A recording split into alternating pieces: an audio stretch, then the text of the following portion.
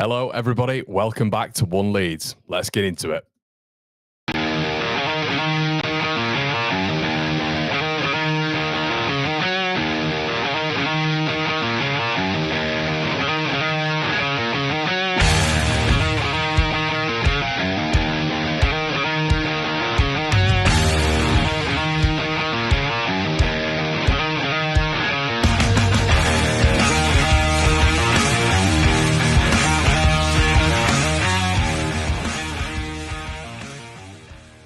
This is One Leeds. Welcome back to the latest video. This video, as always, is sponsored by Shop GNO, The Job Match Group, and Match Bingo. Let's get into it. First up, The Job Match Group. Whether you're looking for your next big gig or just browsing, The Job Match Group has niche job sites made just for you. F1, retail, security, and loads more. They're about matching the right person to the right job. Make sure you check them out if you're ready to level up your career. Then we've got Shop GNO, an exciting new e-commerce site where you can grab exclusive deals and discounts. Right now, One Leeds has an affiliate link just below where you can score a 25 quid membership for free, unlocking special rates and benefits. You can even list your own shop on there with way better rates than Amazon, eBay, and Vinted. They've got some Leeds bits and some general bits now and launching soon, plus some great prizes just for signing up. This is all powered by a massive Leeds United fan looking to make waves in the online shopping world. So check them out and support your local. And don't forget our mates at Match Bingo. They're smashing it with footy fun. You can get 5 bingo cards for the price of 4 through One Leeds, and you can even deposit just £5 at a time to join the action. It's a big chance to win whilst having a blast with your fellow Leeds United friends. Thanks to all of our sponsors. Check the links in the description, and let's get on with the video.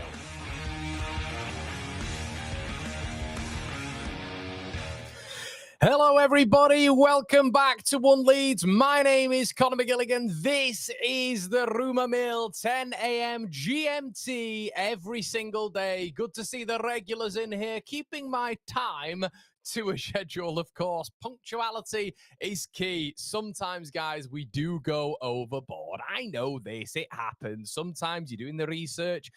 Technical aspects can be an issue as well when OBS decides to update overnight without my sort of, yes agreement. It just decides to update. So as you can see, everybody, it's difficult. So when I'm getting shouted at in the chat, even though I rearrange the time, I find it a little bit harsh, but there we go. But yes, I am marinating, Timmy. So shout out to you, mate, and shout out to all the regulars. I'm only jesting. What's going on in your world, everybody? And guess what? I'm still fasting. So am I a little bit narky this morning? Maybe a little bit narky. It has been 40 hours without food. 40 hours. Why am I doing this to myself? Why have I thought this is a good idea? I have Oasis tomorrow. Why do I think I'll fast before Oasis? Just cleanse your body, Connor. Too much beer, too much fast processed food. Clean your body out, mate. Okay, I'll clean my body out. Now I'm narky. Now I am narky. I'm not hammered. I'm not hammered. Hugh, shut up, mate. Shut up. Get a life. Don't patronize us. Shut up, mate. It's a bit of a laugh. Crying out loud. You get such serious people in here sometimes. But welcome one. Barnett doing plenty tonight. I know, mate. I know. Look, it's I don't know where to have it. I don't know where to have it. At least I've got it, I guess. Morning, Connor. Morning, Knox. What's going on, mate? Morning, Aaron. How's it going, buddy? And I think need to appreciate the letters. He's bringing us the news. Honestly, it is at no cost. This isn't, it's not a BBC license you guys are playing for. It's really not. It's absolutely free. We go for an hour. It's the only show on the Leeds United space that goes for an hour every single morning, or 40 minutes minimum. Good morning, Vietnam, says Bowden. Morning, Cole. How's it going? Hello. Good morning, everybody. Good afternoon. What's going on? Connor there. That haircut's out of the 12th century. It's just not done. I've not got any gel in it or anything like that. There's nothing. George says, yeah, cheers to that, mate.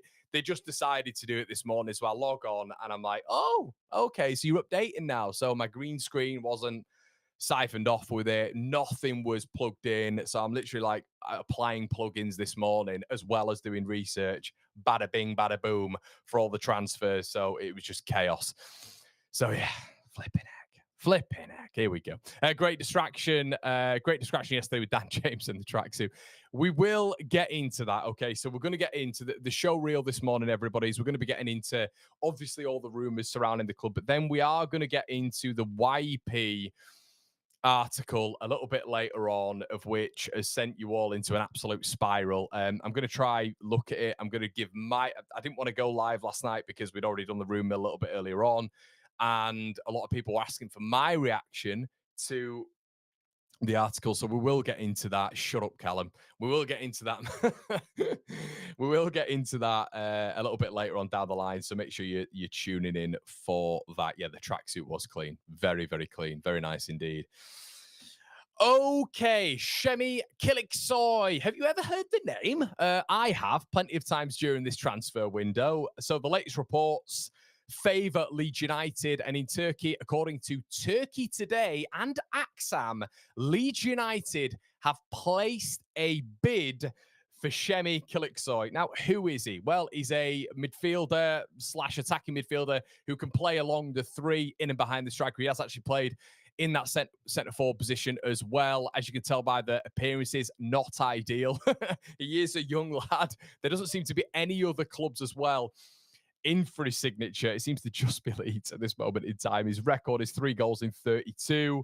As I say, extremely young, and Turkish national reports are reporting this morning that Leeds United have tabled a bid worth 17 million quid. Yes, everybody, let me say that again from the rooftops. 17 million quid. Flipping heck. Now, is it worth it? Is that worth it? I don't think it is. Is this reliable? No, it's not. It's Turkish publication, and Aksam and Turkish Today haven't got the best reputation. So where do we land on that? I'm not sure I am that. I mean, look, Kılıçsoy is something who I don't even think we've spoken about twice on the room. I think we've spoken about it maybe once. We murmured it, and you kind of thought to yourself, well, a young player for 17 to 19 million pounds, really? I mean, Sam, great prospect. I'm sure he is, mate, and he's done exceptionally well in the season beforehand. As I say, recent season, 3 goals in 32. If we have placed the bid, and we are going to get onto Graham's article a little bit later on, of which has caused a bit of controversy in the fan base, but if we have placed the bid for Kılıçsoy, it will be slightly problematic for me. Slightly problematic.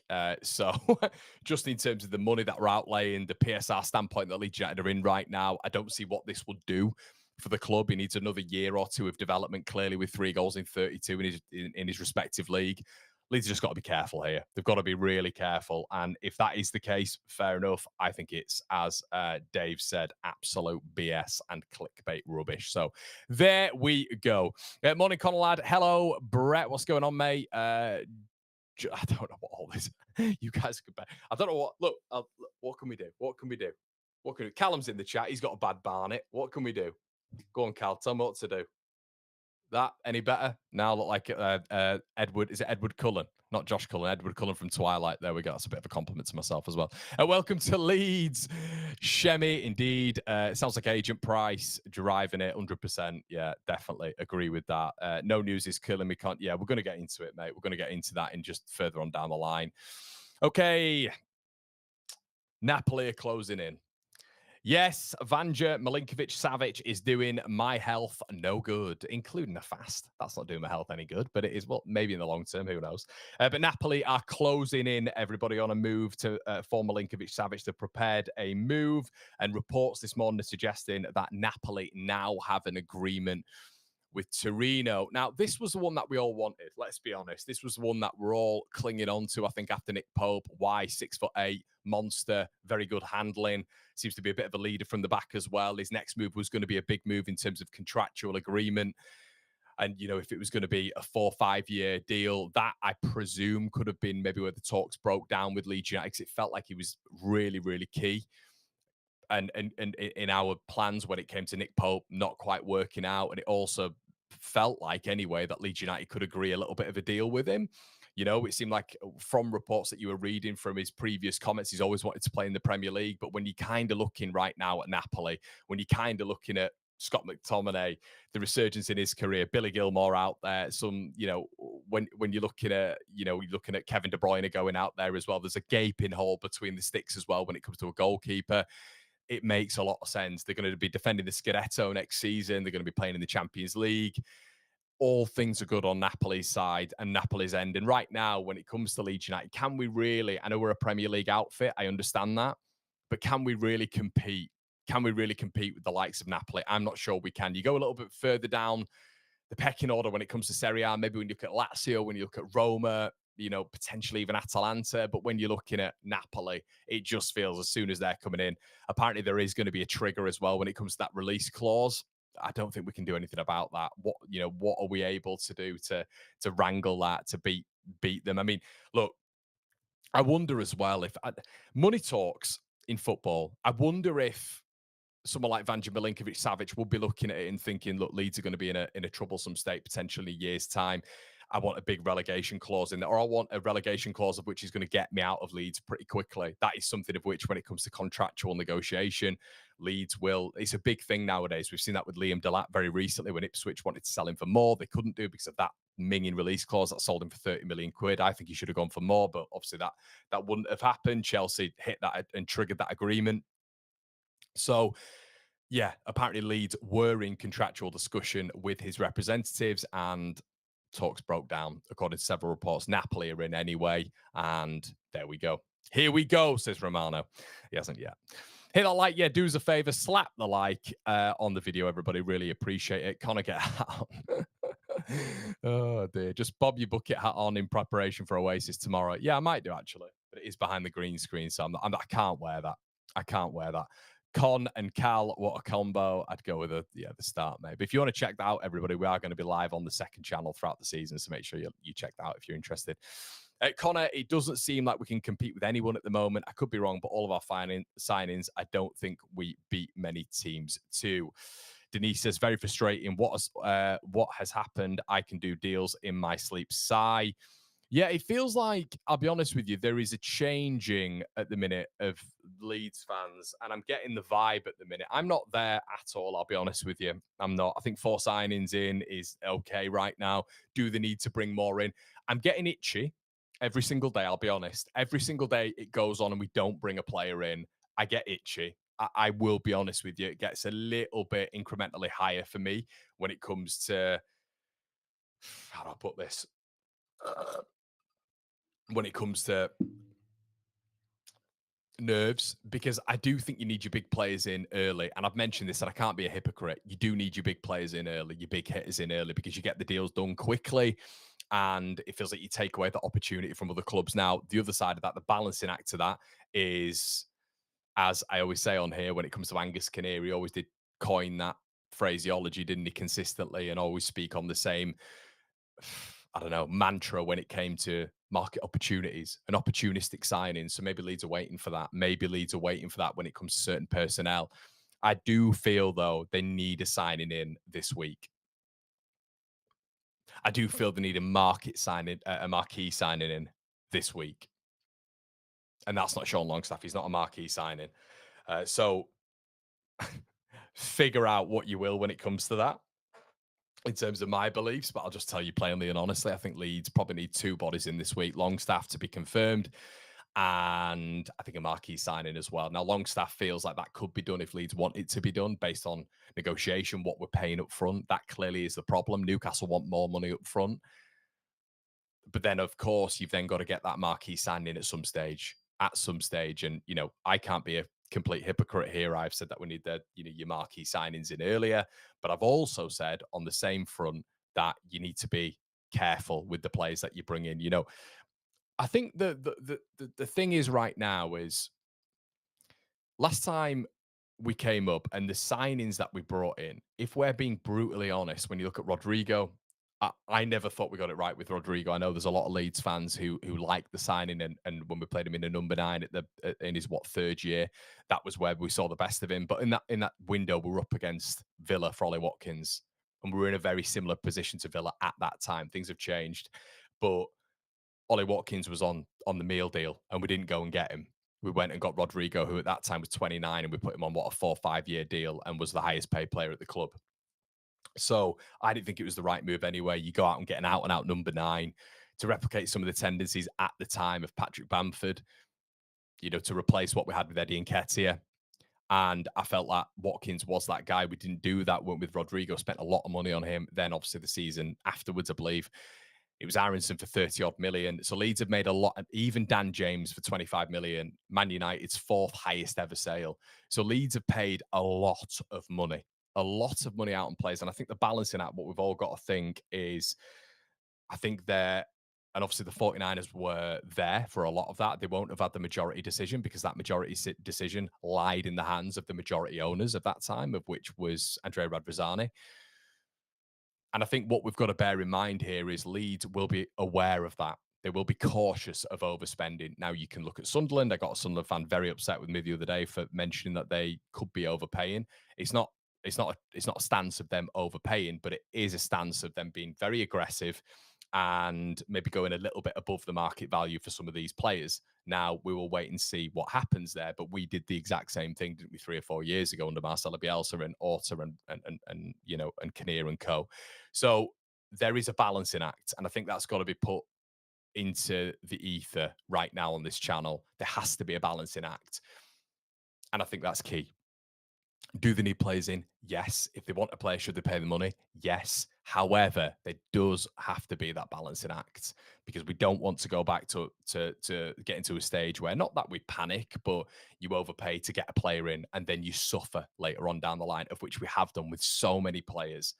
You know, you can't be saying you have to pay, just pay all the money, but be that exact same type of person who was complaining about the fact that we were paying off installments for Dan James as of last season still, you know? So we've got to be really careful when it comes to wants and needs. And we've got to be really careful about the players that we go in for. If we get to the back end of this week, if we're looking at Sunday and we're doing the Sunday supplement, the hard line, me and Gabe, and there's no one been brought in again, and we're going into next week and maybe we've lost. I think weirdly as well, I think if you're to lose to Man United heavily, and it's a friendly. So let's not be, you know, overzealous with this. Let's not go over the hill with it.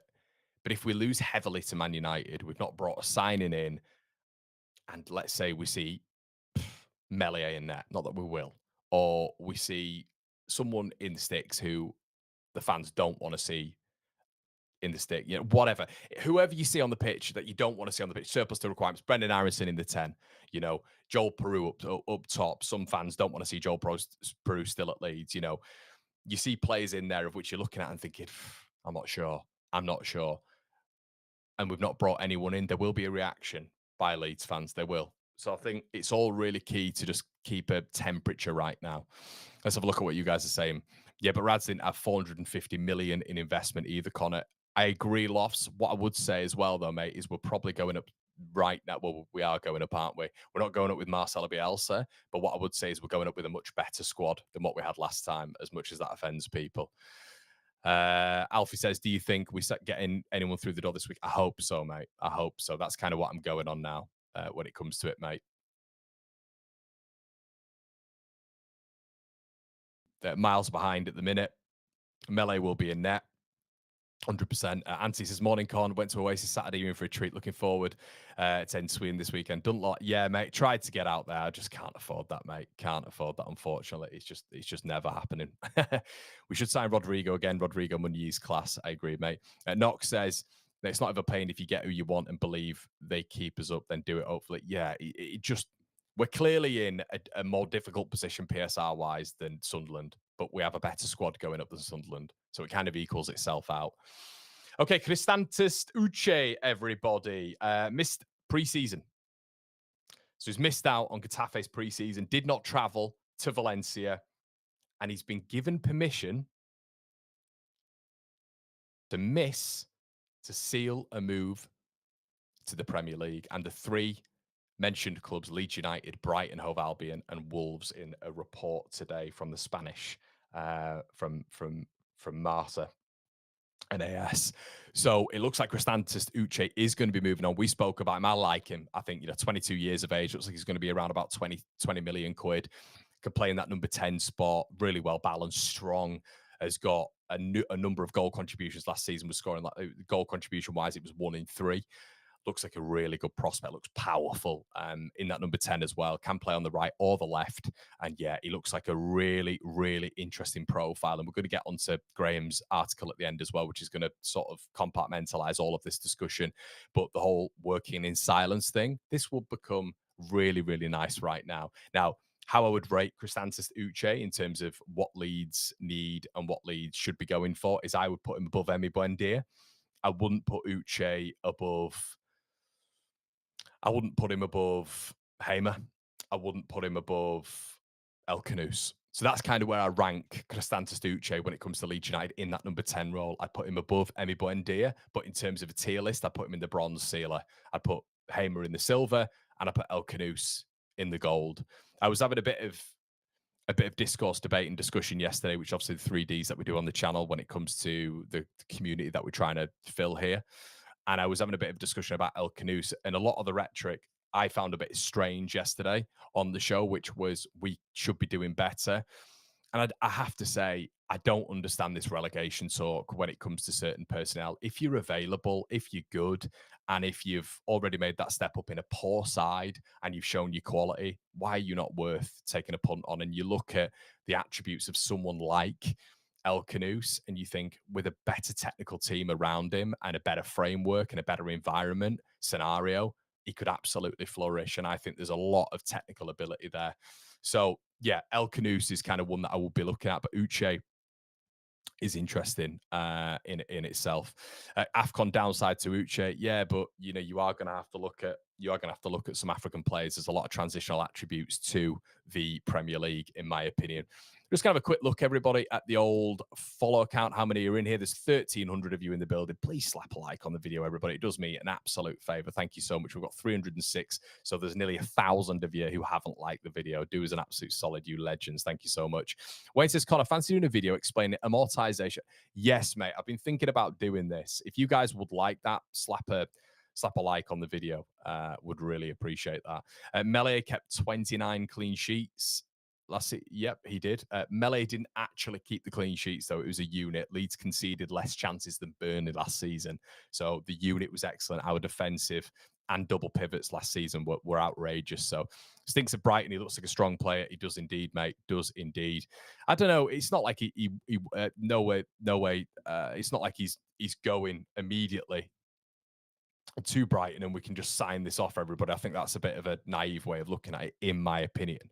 How I look at it is if Leeds are strong in negotiation, if we're able to sell the project, then flipping it, come on. We should be able to do it when it comes to someone like him. We should be able to do it when we're in competition with Wolves as well. You would hope, anyway. You would hope. Last season is irrelevant. I think Leeds finished comfortably above Sunderland, but some players suit different levels. Mienda and Isidore better suited the Prem than Perot, for example. Yeah, I'd agree with that. But then I guess there's a conversation in there. Is Tanaka and is Ampadu suited to the Premier League more than Lafay and Chris Rigg? So it kind of works in roundabouts as well, mate. It really does, doesn't it? And obviously, you look at Diarra, you look at Sadiq, you've signed for Sunderland. It's not tried and tested yet, is it? So we'll have to wait and see on that. But like you say, I think it's transitional. I think they will do quite well. I don't know what's sending me under, fasting or this. It's this, isn't it? Let's have a little bit of, I want this to marinate. Let me know. I want to know where all of your thoughts are. As I can hear the rain pitter-pattering outside, I want to hear all of your thoughts in the comment section below about this.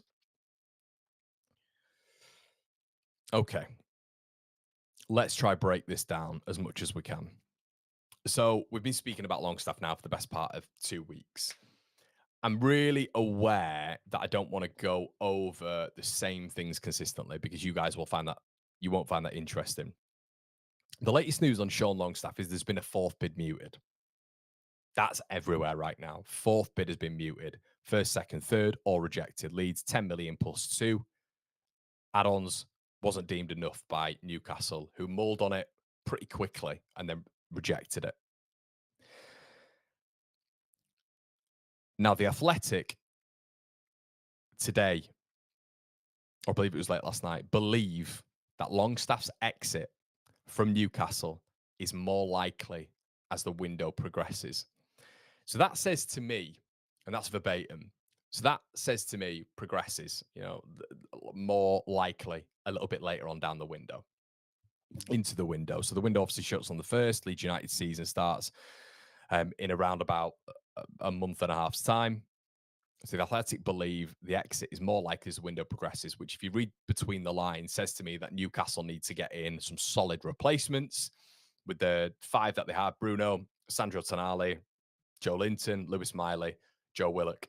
They need to get in a sixth, that player. Okay, now there's been a lot of rumours around Conor Gallagher. They're going to have to pay a lot more for Conor Gallagher than what they would let Sean Longstaff go for, presumably, from Atletico Madrid. I think it's Chelsea, actually, isn't it? I think he is at Chelsea. I'm sure he is. You guys let me know in the chat. I think he was signed by Atletico, wasn't he?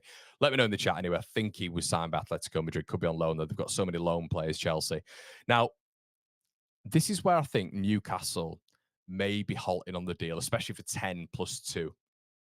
European football, they need a big squad next season.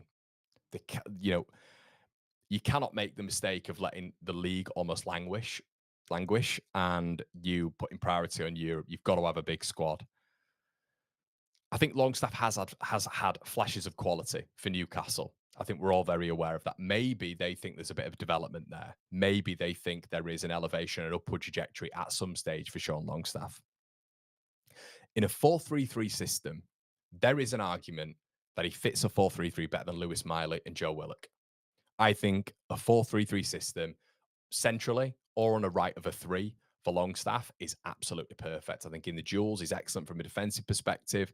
Box to box, he's very good when it comes to a press. Eddie Howe loves a dynamic midfielder who can press.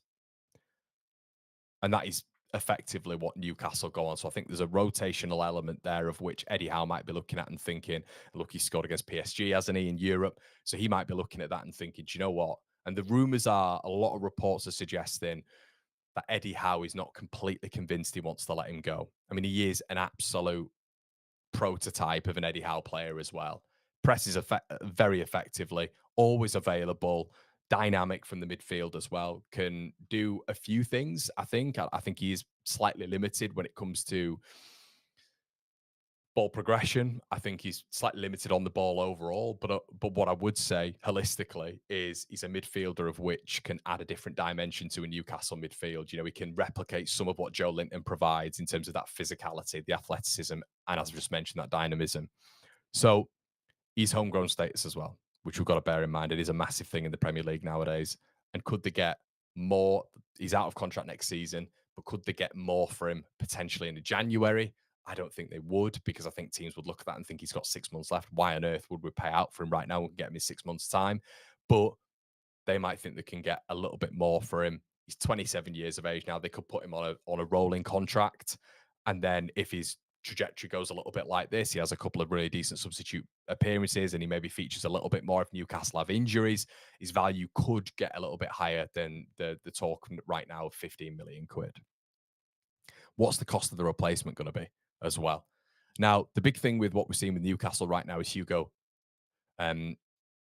Ekitike coming in from Frankfurt, the sort of number 10 who is rumoured to be Callum Wilson replacement. I don't think he is, but, can play further forward as well.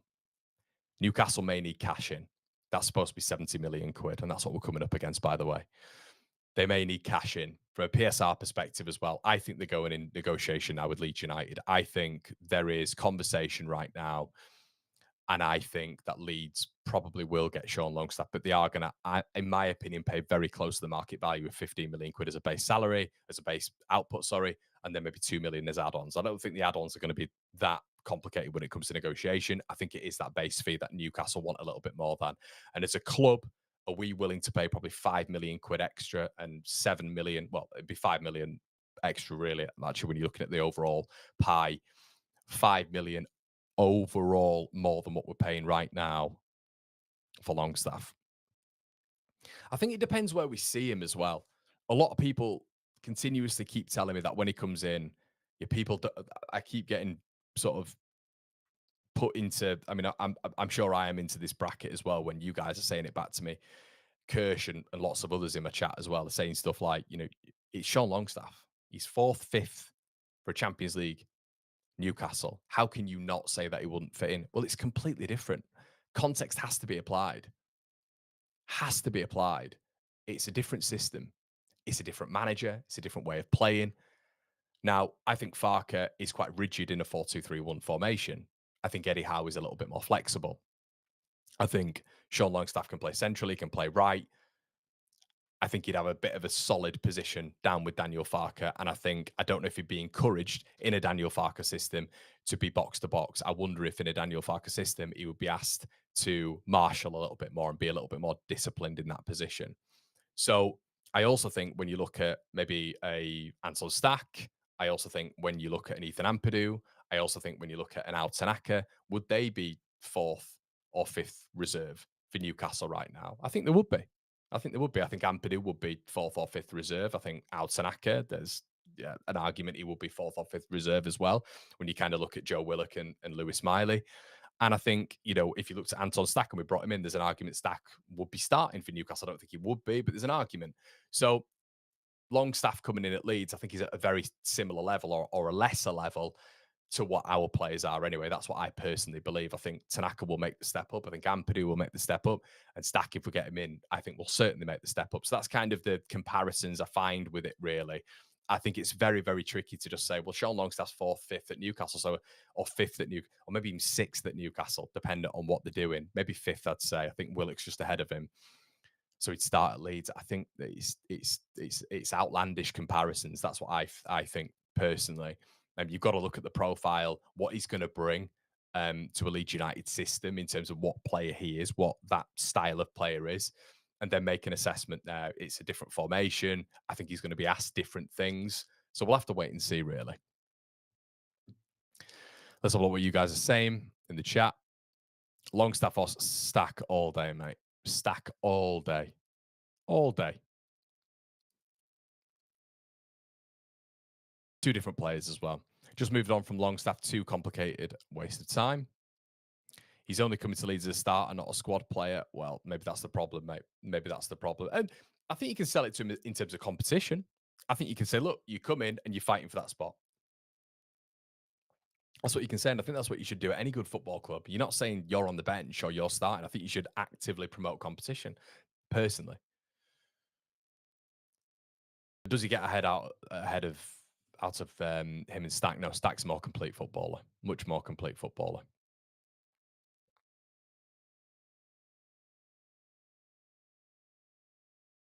Longstaff has several years of Prem experience. He's a workhorse and will always give 100% for the team. He's a must sign for where we are at the moment. Just pay the fee. I think if they really want him, Denise, I completely understand that. Just pay the fee. I get that. And that it's all negotiation, isn't it? We have got to be careful PSR wise. That is just, unless we're selling players at the minute, I thought you might have seen maybe a Nonto or a Strout go out. That hasn't happened.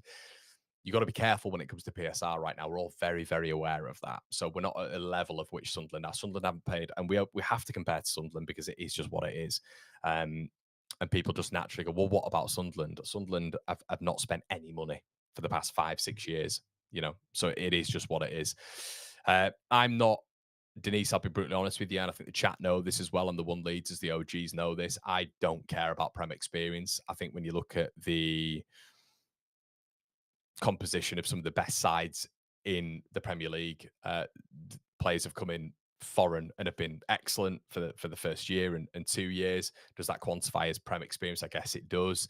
But I would much rather go abroad and buy players of which are talented and not just have a Prem experience. This is a very new thing for me, which I've seen. Maybe it's because we've just been promoted, but this whole Prem experience thing doesn't really go a long way for me, because a lot of the Prem experience, when it comes to Decore, when it comes to Souček, when it comes to Kufal, when it comes to other players, they demand massive salaries, and a lot of them as well, when you look at Souček as well, who's got like a year left, will still demand a 15 million quid transfer fee. And I was getting this a lot at the start of the window. We need Prem experience. And it's like, well, that is a big, big transfer outlay, a big, big wage outlay when you can go to the European circuit, look at a Club Brugge, look at an Anderlecht, look at teams like that, look at a Feyenoord, and get players in for a lot cheaper who fit that profile, and come in as like a foreign import and really take the Premier League by storm. Brighton every single season go out and get foreign imports. They go out, they'll track in the Venezuelan second division. They'll look at traits, they'll look at attributes, they'll look at transitional players who can just adapt. They might give them 6 months, and then you see them notoriously doing very, very well for Brighton. So I don't think this Prem proven experience thing is something that I have on my top list, to be honest with you. But I get it. I do understand why people want that. But my criteria for Sean Longstaff isn't that he's proven it in the Premier League. My criteria for Sean Longstaff is I think he's decent box to box. He's a dynamic presser, which I think Farke likes. I think he gives you a variation against the middle teams, and that's it. That's it. Because if you bring an Anton Stack in, I think there's a balancing act with Ampadu and Stack. I think there's a balancing act with Stack and Tanaka. That's kind of where I'm at. Morning, Con. Hey, Michael. Just catch up the live while getting ready. Keep up the great work and content. Everyone, make sure you hit that like. Thanks, buddy. Really appreciate that. I think fans need to realize that we're in a relegation fight and some won't want to join the club in that situation. Fair enough. Leeds should look at sign number 10 and sign 18-year-old Gambian Sedi Kinte, playing for Tromso. Presumably, Sven, you're Norwegian as well. Maybe load him out in the rest of the season in Norway. I think that's a good way of doing it, bringing in young talent, loading them out, of course. Putting the bandana, shout out to you, my friend. Good to see you in here and contributing to the channel as always, buddy. Thank you so much. Put the money into Stack, buy a rotational midfielder to replace Gruev, and Didi at Leicester would be cheap. Yeah, not bad shout, mate. Not too bad a shout. I think he is worth. I think Frankfurt are looking at him right now, to be fair, when it comes to Ndidi, and people are talking about 20 million quid. So, I mean, when you look at Leeds United alternatives right now as well, we've been murmured with Club Brugge's midfielder Rafael Onyedika, of which we've spoken about several times on this channel as well. Big, powerful central midfielder who's in and around 20 million quid. There is an option there. Obviously, Longstaff is a bit cheaper than that, let's be brutally honest. But then you look at it as well, and there's Lewis Ferguson, the Scottish midfielder at Bologna, who replicates a lot of what Longstaff brings. He's going to be a bit of a higher price, of course. But there are players out there who replicate what Sean Longstaff bring, and maybe you'd actually have a conversation about them starting as well. And another one who I've got down here, who would be a little bit expensive, of course, but once again replicates exactly what Longstaff would bring in terms of a rotational option, not only just Ferguson, who I think you might have to have a conversation about him starting, but Hayden Hackney as well. I've mentioned him at Middlesbrough several times. I think as a rotational player coming in, learning the craft and adapt him, I see him very much in the Archie Gray mould, to be quite honest with you. Only 21 years of age. He's a real player. I think he's developed again this season. And we always see, don't we? We always see online. We've seen it a lot with Sheffield United this year, haven't we, in particular, when it's come to the rumoured fee with Gus Hamer, the rumoured fee when the Vinny Souza. We all think at the very beginning, especially with championship clubs, that it's going to be an outrageous fee. You know, we all think it's going to be an outrageous fee when it comes to the players coming in, and us thinking, flipping out, we're going to have to pay a lot here. But Vinny Souza going to Wolfsburg for 13 million quid. Gus Hamer reportedly been touted now by PSV, who are going to bring in a lot of money for Bakayoko. Been touted at around about 8.5 to 13 million quid. I don't think that is the deal that will get done, but I think it is going to be cheaper than what we all expect. Maybe we could do something similar with Hayden Hackney. Who knows? But that is, I think Ferguson and Hackney in particular replicate a hell of a lot of what Longstaff brings, in my opinion. Can't believe I'm saying this, Connor, but I think we should trust the process and then judge what we've done at the end of the window. We will get into that, buddy. We will get into that, of course. Okay, bit of a downer, everybody. I'll be honest with you. Let's just have a quick check of the old likes on the video. I'm keeping you guys, I'm holding you to account on this video. Let's have a look at how many of you in the building. There's 1,600 of you in the building. Wow. Thank you so much, everybody. And I'm glad you're enjoying it. Yesterday, we have like an average view duration on the video.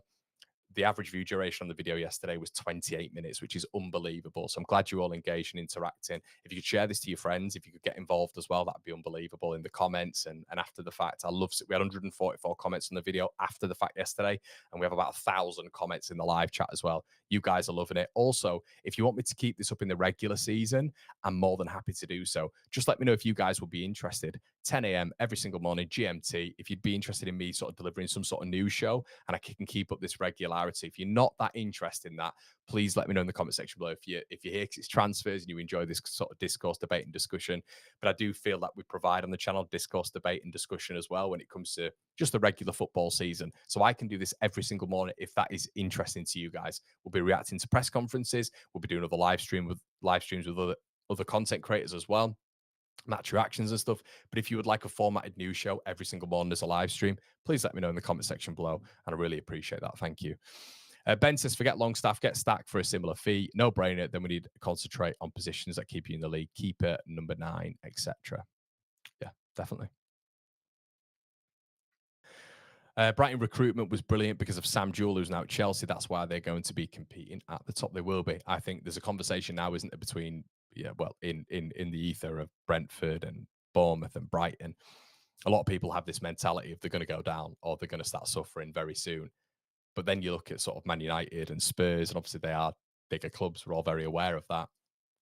But are the likes of Brighton, are the likes of Bournemouth, are the likes of Brentford, maybe not Brentford right now, but especially the other two, with the backing and the scouting systems that they have and the success that they've had very recently and the money being plummeted into both, are they going to start becoming some of the upper echelon teams? And you're going to get the likes of Man United with their current, which is hilarious, but their current ownership, etc., just falling away a little bit and the gap becoming too big. I know they're a massive club that can always generate huge revenue, but with how well these clubs are run and the money that they bring in every single year when it comes to sales, but the profit that they make on as well, some of the players that they bring in for £1 million. You look at Simon Adingra right now, he's gone to Sunderland. Brighton have made triple the money on him and he's barely played, and they'll have 3 or 4 different players as well who are similar in terms of attributes. That's the model you want to get to. But the model and the sporting director is so key right now. And that effectively comes over your manager, doesn't it, right now? Morning, Connor. Smash the like for the best show on YouTube. Thanks, Nick. Really appreciate that, buddy. Thanks a lot. Yeah, you can. Kyle, if you want to ask Hackney, that'd be great, mate. Time it later during the window. 500 waiting. I love the live. Cheers to you. Appreciate that, even though that you were going at me a bit earlier on, mate. I'm sorry. Perhaps sing a song sometimes. Why aren't you playing in the Content Creator Cup this weekend, Connor? Heard you're pretty good. I'm all right, mate. I'm all right. A lot of it is down to the injury, mate. I had a horrendous injury. Basically, I did my Achilles. I had 2 clicks in my ankle and it's still not recovered, which is slightly worrying. And yeah, I'm having conversations right now as to what the best thing is to do with it. But am I good? Mate, I can't. Oh my God. Just wait. When I play one of those games, one day, you just wait, mate. You just wait. All I'll say is the last 5-a-side game I played, 5-a-side, before I split my ankle open, last 5-a-side game I played, 5 goals against top of the league. Left foot, right foot. Do you know what I mean? Get me? If I'm fit, if I'm on it, I'm an absolute asset, mate. So no, I wish I was playing though. I wish I was playing. It's perfect. It is perfect. I played 11s for a number of years as well. I'm sad I'm not playing. Put it that way. I am sad. It would have been a really good laugh. But make sure you're checking out the tickets as well online, everybody. They're doing it for a really good cause. So please make sure you do that. Igor Paixao. Let's talk about it. Right. Okay. What have we done on the notes here? Feyenoord have confirmed that he's going to be out for several weeks and he sustained an injury of which is worse than they expected. Leeds have been linked with the left winger. He's been on my perfect list in terms of a left winger going forward in a 3-4-3, of which you can check out the hardline video with myself and Gabe, of which I think I might still have the lineup on here. Let me just have a quick look if it's still on here. Is it on here? No, that was Gabe's. But my hopeful 11 had us in a 3-4-3 and Paixao on the left-hand side with Muniz up front, the 2 Brazilians. That would have been lovely. But it appears that this is going to damage a lot of the transfer hopes. Atalanta are in for him, high interest. Roma are in for him. It feels like Leeds has gone a little bit quiet. But if we were to dream and we were to go a little bit further forward and think about that opportunistic state that Leeds United appear to be working in, it would have been lovely to go and get someone like Igor Paixao. He was my number 1 when it came to a left wing. I couldn't believe we were in for him. You guys know how hot I was on him. It appears right now that Feyenoord are, and this is probably perfect for Feyenoord actually, because they want to keep hold of him. But it appears now that the negotiations are going to quiet a little bit and maybe it rumbles on, I should say, to January, because Atalanta, I don't think, and Roma are going to be paying a big fee, similarly to that of Leeds United. That's the issue. That is the issue. So that's a shame. that is a shame. Count me in. I like this content and great channel. Good stuff, mate. It's good to hear. Keep going, Connor. It must be difficult to stay positive. The funniest thing is, I get a lot of the negative flack And I don't think I am. I really don't think I'm. You look at the content in the last like 12 to 18 months, I really don't think I am. We had a 6-game spell of which I was looking at it and going, this isn't good enough. I think the manager was underutilizing certain players. And when he kept Meslier in, of which we've called now for 4 or 5 years, getting him out of the squad and backed him last season, called him the best the best keeper in the championship. We called all that out. But I don't think this channel is negative. I really don't. I'm always battling with people to remain positive and back the ownership and the structure. I was a little bit more negative, I think, when it came to the Rads era because it was just chaos behind the scenes and everything like that. But I think when it comes to it, I'm trying to bolster you guys up. You should see me. Shout out to Matt and others in our WhatsApp chat. I'm trying to bolster our chat up as well. There is a lot of doomsday in there. So yeah, there you go. Maybe it's because I'm getting older. Who knows? Let's have a look. But I think I'm realistic. I always see myself as quite balanced, at least. A lot of if there, Connor. Can we sign Connor for Leeds? We need players. I think I get sent off most weeks, mate. Chris says, I'm a physio, Connor. Yes, mate. I'll let you know at some point. It's still not right. And I don't know what's going on. Maybe I'll be able to play on one leg. Who knows? But central midfield.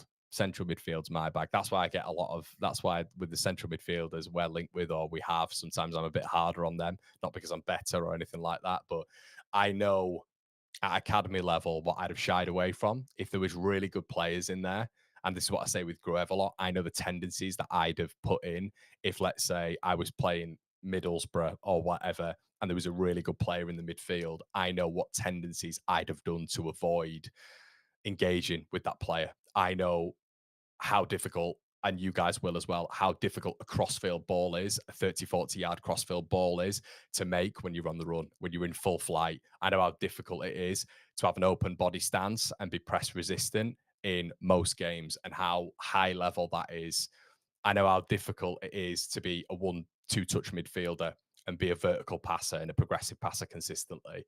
Being able to do that is high level. And I wasn't that, but I recognized the traits. And when I'd come up against academy players and they're able to do that, and a lot of them are still playing at the top, of which I played against, it's like, oh yeah, that's why. That's why, because you're able to do these things in, I think, the most difficult part of the pitch in central midfield. So maybe that's why I'm a little bit harsher on central midfielders. Who knows? You better go in to the butchers.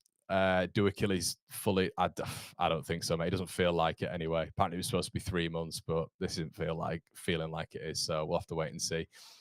Okay, let's move on, shall we? Let's move on to the next rumor.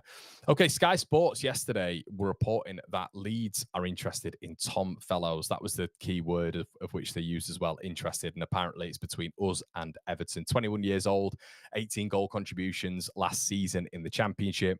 Attributes probably pace. I'd say with Fellows, that comes out very quickly. A willing presser again, probably why he's been linked to Leeds. That word again, the classic D word, dynamic. Skillful to an extent. If this is your starter, we're in trouble.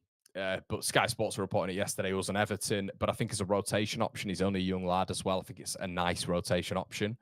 Homegrown again, but I'd see this as a very cup game signing. Yeah, very unusual. I saw yesterday, but good play in the Championship. Someone, if we'd have brought him in the Championship, I'd have been like, yeah, I'm happy with that. But I look at Nonso, I look at Ramazani, I look at Dan James on the other side. He would be coming in as maybe right wing cover.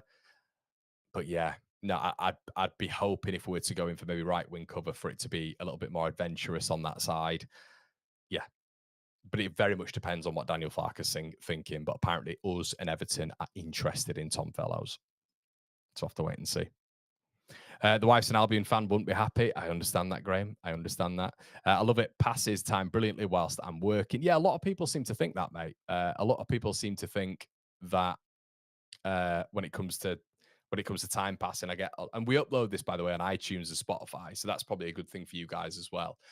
So you know, if you don't watch it or you don't pay for YouTube Premium, you can actually switch it off and just have it in your ears. I upload every single day onto iTunes, which costs me, but I always do it for the channel. We always try and invest back in the channel as well. So hopefully that's something that if you guys don't know, you can go and have a look.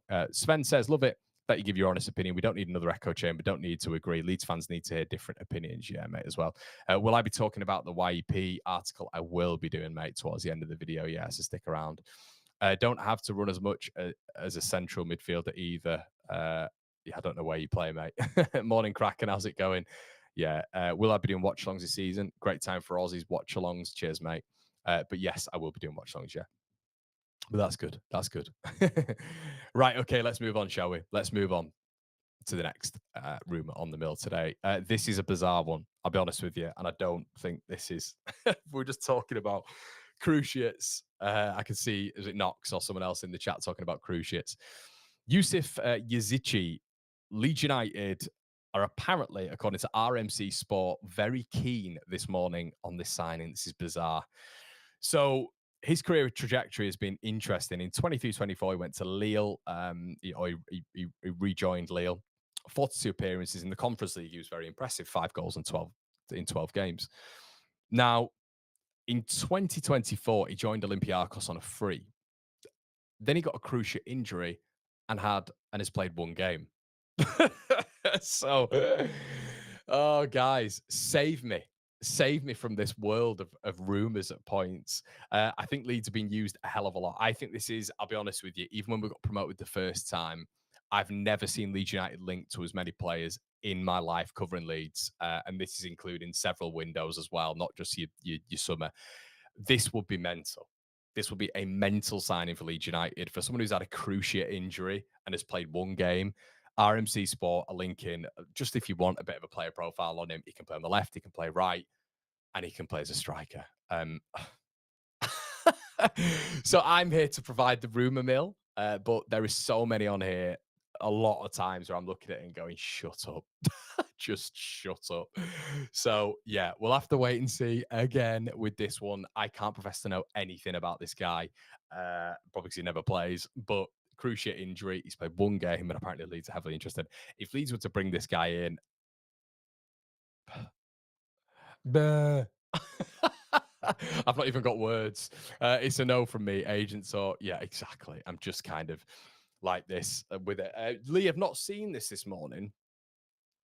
Now, what I have seen this morning, Lee, now, I don't think this would be a bad addition. I think with Bornau coming in, I think when it comes to Tanganga, should we just get his profile up? Let's get his profile up, Tanganga.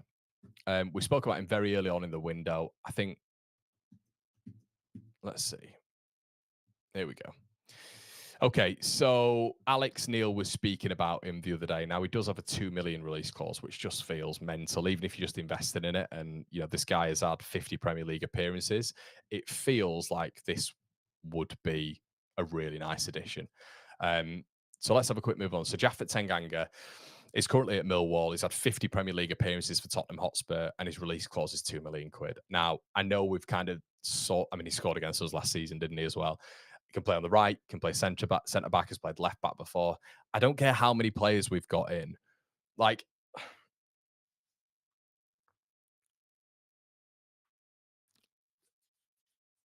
for me, if we're in a low block, now I don't know how adventurous Tanganga would be.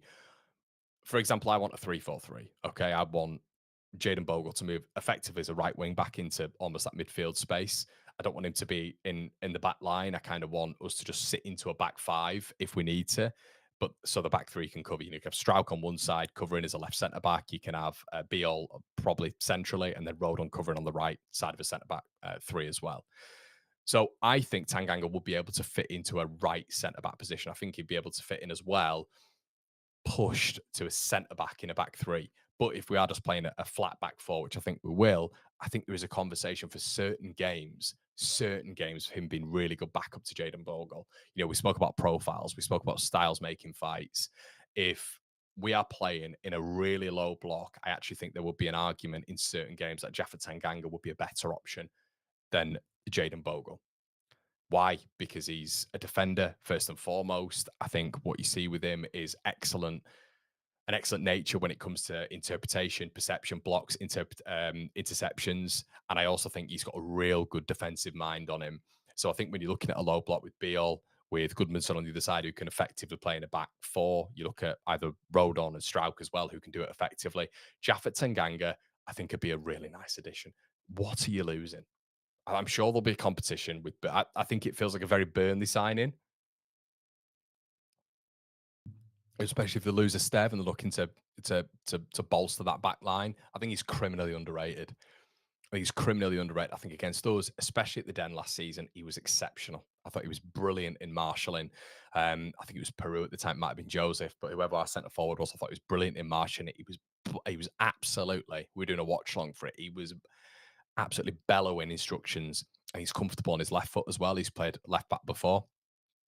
Some would say better than Sam Byram at left back as well, but and more effectively because I think he can open his body a little bit better and is decent on his left foot. I think Tanganga would be a really nice option for Leeds. I'll be brutally honest with you. What are you losing? There'll be a decent sell on as well. He's only 26. So yeah, he is a leader as well. Tanganga perfect for cup games. I just see him as there's absolutely no way he's a 26-year-old. He is obviously, but there's no way in terms of experience and how he is, his stature. He's not a championship player as well. So I think he moves either abroad. Alex Neil was speaking about him saying we'd love to keep hold of him, but he's their best player. 50 Premier League, because a lot of you, I'm falling back on myself, aren't I, here? And Denise will look at me and say, "Oh, Connor, that doesn't mean anything." But when it comes to the Premier League, Denise and others, I'm not saying it's proven experience. What I'm saying is, for Tottenham, he was extremely highly rated, had all the attributes, in my opinion, has all the attributes to play in the Premier League. And I think he'd actually probably once again be a target for Sunderland if they're looking to bolster when it comes to maybe Dan Ballard on the right side of a centre-back partnership, or maybe as backup in competition for Trey Hume. But I think it'd be a really nice addition for Leeds. I really do. I think that's a 30 good signing. We are linked to Thiago Almada. God, football manager name. Football manager name, 100%. Okay, then we make our way right back to the beginning. So this is a part of the video, everybody, which we're going to speak about Graham. We're going to speak about what's been said. We're going to speak about maybe the controversy, what's gone on with it. We've got 648 likes in the building, and we've got 1,400 of you in the building. I'm going to say immediately, guys, we're just going to move on to our sponsor. We're sponsored by Shop Gino.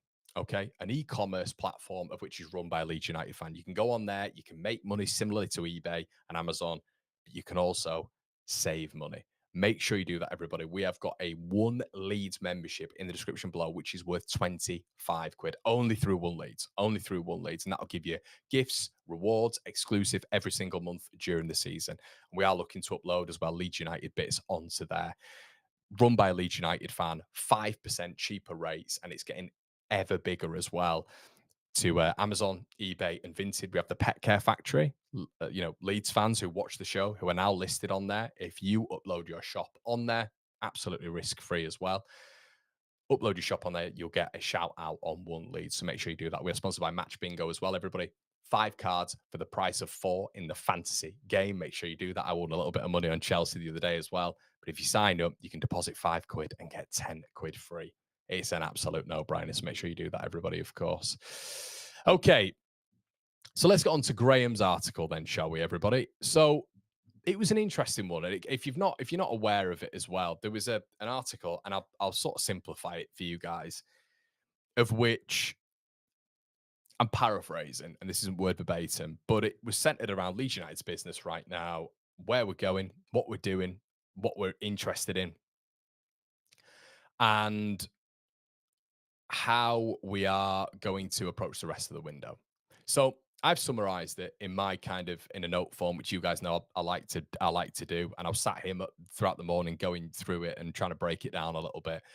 I don't think it's like an outrageous article. I've seen a lot online. There is a lot of reaction to the Twitter post in particular, and I think what is happening right now, and we mentioned it earlier on. I can see it in my chat, and I can see it from the One Leeds as well. I think I've got the best community ever as well. You get such a gauge from Leeds fans, but I think there's such an intelligence in my community as well that people break it down for you, and it's really good to do so. So to listen to people in the chat, be respectful as well.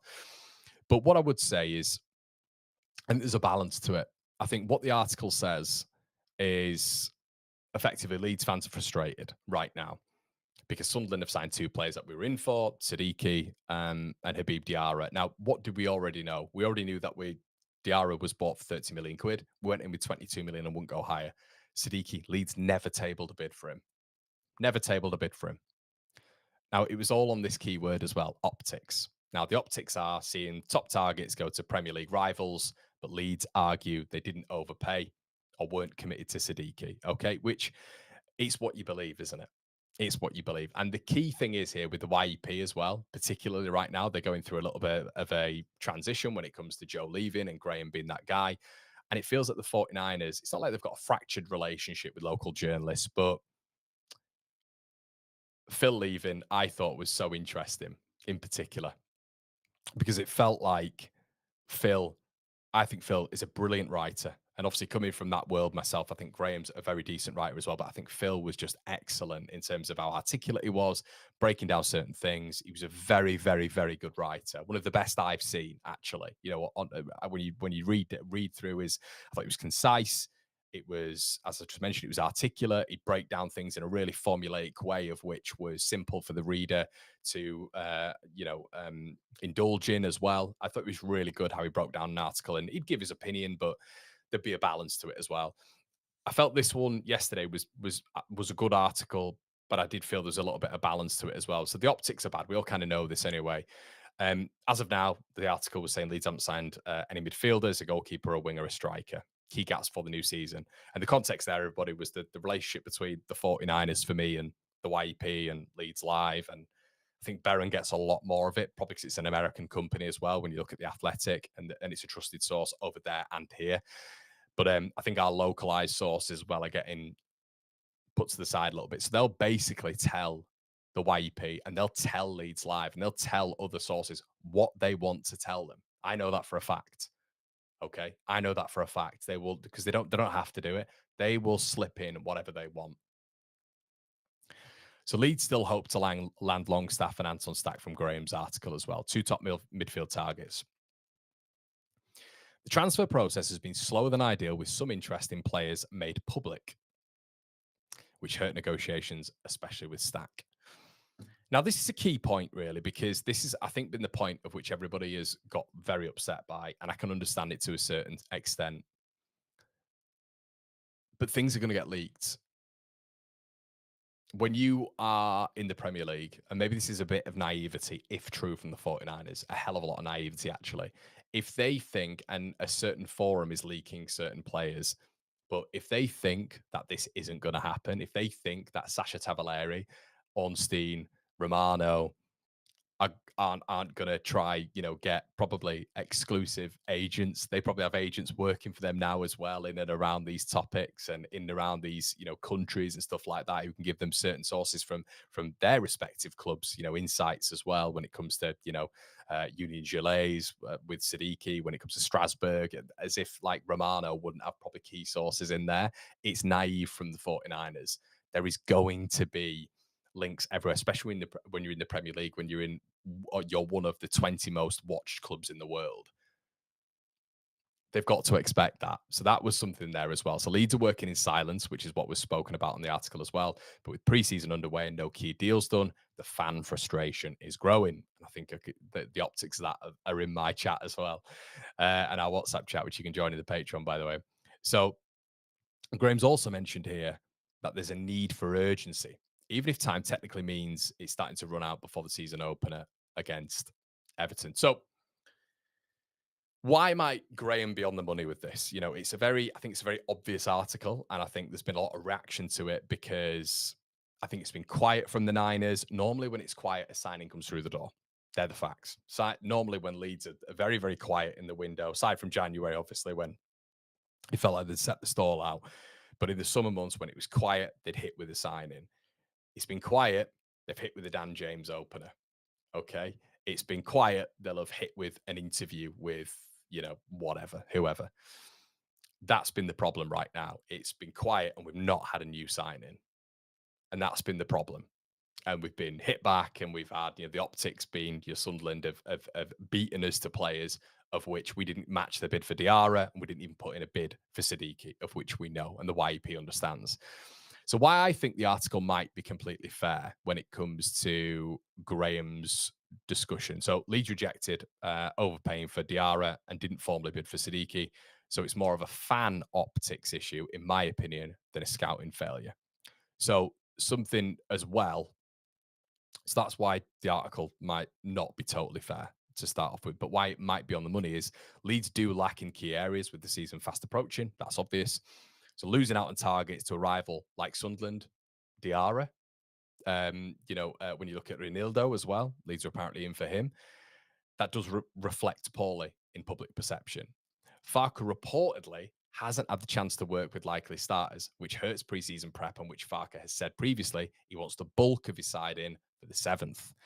Now, some leaks and delayed negotiations, especially around Stack, suggest there's tension, which it does feel like, especially through this article, or inefficiency in the recruitment process with Underwood just coming up and Hammond leaving and Kinnear, just the Steinson and all there being movable parts, and all that being the issue. Now, why I don't think I think there's a balance as well from the 49ers perspective is Leeds rejected overpaying for Diarra. So make of that what you will. They didn't deem Diarra worth 30 million quid. And they didn't formally bid for Siddiqui. That wasn't reported by anyone. There was inquiries, there was this, that, and the other. But to be fair, and in the 49ers book, there was no reports of anything. Romano didn't report it. Honestly, nothing on an actual bid. So as I've said before, it's more of a fan optic issue. The fact that we'd inquired, but we've inquired, it feels like about 15 players. There's been reports of us inquiring, and also Brentford inquired about Siddiqui as well, and Frankfurt. The club's profit and sustainability rules and lack of major sales have limited early window spending, unlike Sunderland. So when in the article there's a constant comparison with Sunderland, which none of us really like, but we kind of have to do. PSR is mentioned briefly, and it is mentioned within the article. And this isn't to criticize Graham, but that feels like it's the foundation of what we're talking about right now, because Leeds can't go out, and it doesn't feel anyway, and spend 35, 40 million on a Rodrigo Muniz, maybe without sales. That's kind of where we're at right now. And that is an optic. But deals can change fast. Leeds still may, and I think will, make key signings in a very short space of time. And that's not really, I don't feel, reflected in the article. I think, but to be fair, what Graham has said is Leeds are still looking to land a Rodrigo Muniz and Anton Stack, and that still might happen. So to be fair, in his article, he has mentioned that, but there has been a sort of, I feel, narrative taken away that it's not going to happen. We've got no money. Their chances. I don't think that. I personally don't think that. And the only way we can go about this is judging them at the end of the window.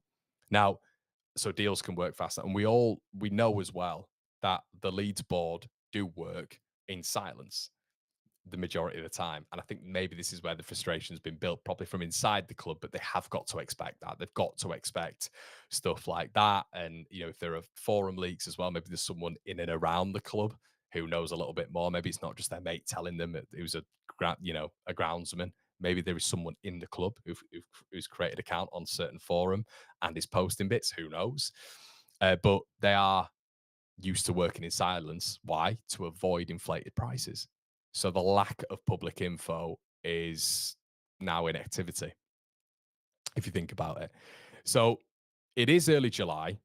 Many teams only really begin business after preseason, and that is true when you look at a lot of hallmarks of preseason for multiple Premier League clubs across the years. So that's something to take into consideration as well, or after a really big sale, as you're probably going to see now with West Ham with Mohamed Kudus. So I think it's fair. And what I've got down here is a little bit of a final take, but I think it's fair when it is a slow start to a window, especially with Sunderland, who it is just a comparison right now. Everyone seems to be doing it, making statement moves. But I do think the article in particular leans heavily on optics and fan perception. I do wonder how much the YEP actually understands with the strained relationship, which it feels like it has with the club now, in comparison to what Phil had maybe with Andrea back in the day. But Leeds still may pull off key deals like Longstaff and like Stack, and that's reflected in the article, and Rodrigo Muniz. Now, if that does happen, if Leeds are to bring in, and if we'd have brought in a keeper straight away, a 9 and a 10, I don't think people would be worrying right now. But I think it's the fact that we brought in rotation options and 2 starters. But if that happens soon, if we bring in a big player, even this week, I genuinely believe the noise dies down. I believe if we bring in an Anton Stack, I believe if we bring in a Rodrigo Muniz, if we even bring in a Sean Longstaff, and there's some really, really good PR around it, like there was with the Dan James thing, which is a bit odd because they've not done that with anyone. Dan James slided. If any of you saw the graphic, but there was just an image of Dan James sliding with fire on his legs. And it was a brilliant little graphic. You know, I used to make graphics, and that was a highly edited graphic. It was very nice, and they'd done like 8 social posts on Dan James to put him in this fabulous new Leeds United jacket as well. And I thought to myself, that's brilliant. You know, you've announced the signing, great, brilliant. But why didn't you do that with Beale? Why didn't you do that with Bornau? Why didn't you do that with Goodmanson? Why didn't you do that with Nemecha? It was all very basic, wasn't it? So that's interesting in itself how Leeds are moving when it comes to the social media side of things. But Dan James was blown up, which I know has led people to say, well, they're trying to pull the wool over our eyes. And you could be right. And that's the balancing act as well. But we still may pull off deals like Longstaff, Stack, and Rodrigo Muniz, which I'm not too hot on Longstaff. I think it's a decent sign. I'd be happy with it. But if to a lot of fans, if we sign those 3, they're 3 starters, you know? So if that happens soon, I think the noise will quiet down. But what I will say, everybody, and just as an end point really to this, the judgment for the San Francisco 49ers will happen at the end of the window. And that is the nooks and crannies of it. That is what it is. So that's how they will be judged. And I think that's unequivocally clear. I think right now it's kind of harsh to judge them, in my opinion. I think the reactionary side of everybody is to go out and just go, they're trying to make a quick buck, this, that, and the other. What I will say is I think they've been extremely naive, very, very naive, if they actually believe that things aren't going to get leaked. That's what I believe. But now maybe that becomes even tighter. And when we're looking at players earlier on in the rumor like Christantus Uche, when we've been looking at players like Tom Fellows, maybe they're going to potentially, especially maybe with the tone of Graham's article when it comes to fan optics and when it comes to fan perception and the article being heavily leaned on that, maybe this is where they go, right, okay, well, we're going to limit access even more now because we don't want people to even talk about player signings when it comes to a big publication like the YEP because it attracts even more attention. But people are going to do that. Journalists are going to do that, to be fair to Graham. Of course he's going to do that. He's the chief editor at the YEP. He's going to report on that. And he's just been away from holiday and it's a bit of a piece to get back involved in. So, you know, I think and I'm not saying the Niners are doing this, by the way, but if the Niners are to restrict access completely to our local rags, I think that's poor. I think that is really poor. I don't think they will do that because they know how fan optic wise that would look. But I do feel that there will maybe have been a little bit of a per se crisis meeting in terms of what they can leak and what they can't leak. That's kind of my assessment from it.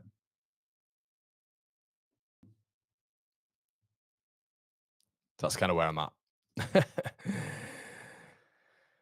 So look what you guys are saying. There's probably a lot on here, isn't there?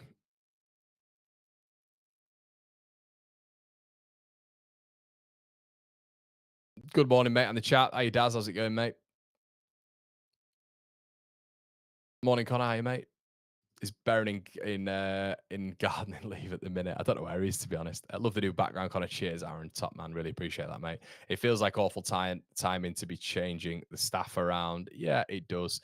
I do think this week's not key training, doing fitness. My issue is Saturday. I don't think Saturday's my issue, to be honest, mate. If they got absolutely pulverized by a poor Man United side, that would be a problem, optic wise again. So I understand that. Connor, if you was my recruitment team and we all knew 3 months ago we were going to the promised land, fast forward to now, I'll be disappointed with your work. Yeah, I agree.